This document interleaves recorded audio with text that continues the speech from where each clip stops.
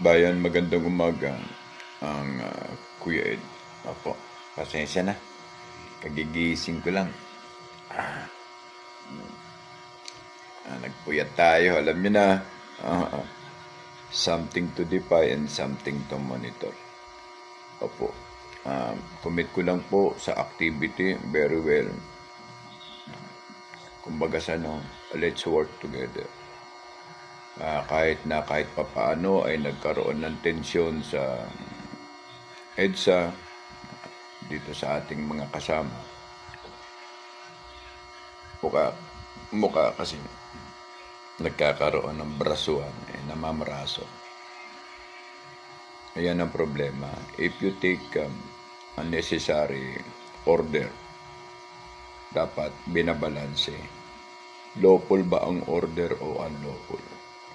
Pero talagang dapat siguro, if the times come, dapat na talagang i-disarm ang PNP. Then, magkaroon ng enhancement national talaga. In general order, lagyan ito ng enhancement. Linisin ang pugad ng mga buhaya at mga corrupt officer, especially the PNP.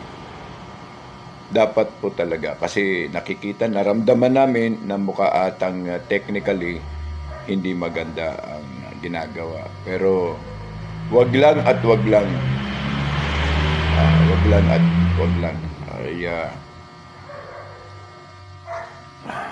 Makikita nyo rin ang ibig namin sabihin. Dissolve the PNP and all member should be undergo for enhancement. Then ang may mga record, dinidischarge na without honor. Yan ang pinakamaganda kasi kung magpapatupad kayo ng malinis na batas at ibibigay nyo sa magpapatupad na may dungis ang serbisyo at pagkatao, parang hindi magiging appropriate doon sa magpapatupad ng batas kung siya mismo ay hindi sumusunod internally, precisely, and augmentedly doon sa order na pinatutupad generally. Bayan, yan po ay aming napag-aralan at nakita. No? Dapat i-enhance ang Philippine National Police. Pero magagawa po natin yan sa pagbabago ng korap na gobyerno na to. So muli po, kita-kita ulit tayo mamaya. Observing what's the reality is. Tulad niyan, napahiya, pinagtabuyan kayo ng INC. Di ba? Iyan pa lang. Tapos, yung nangyari kahapon, remark it, na mukha atang ang pulis ay sumusunod sa pagpapatupad ng hindi wasto, unlawful, at hindi balanse. Huwag kayong mamarako kasi baka dumating ang time. Magsalusalubong tayo sa punto. Hindi namin kayo patatawarin. Di ba? Dapat gamitin nyo yung pinag-aralan nyo. Putang ina.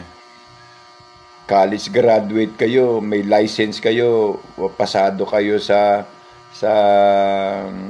patrolman course examination. Ibig sabihin, dapat may dignidad kayo kasi aral kayo. Di ba?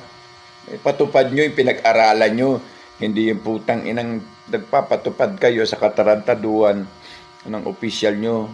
You have the right to impose what lawful and unlawful. Wag nyong gawin yung pamamarako. Yun lang ang sa amin kasi baka dumating ang time,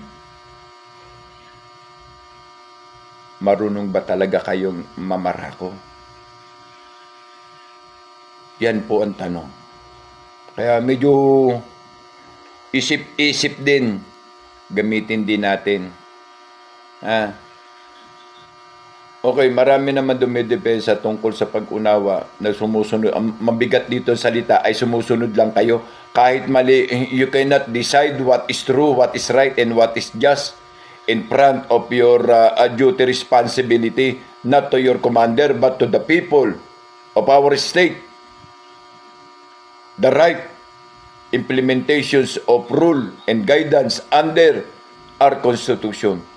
Remark lang, warning lang, huwag kayong mamarako. Hindi namin kayo kalaban. Pero kung babarkuhin nyo kami, putang inang yan. Magkakabarako.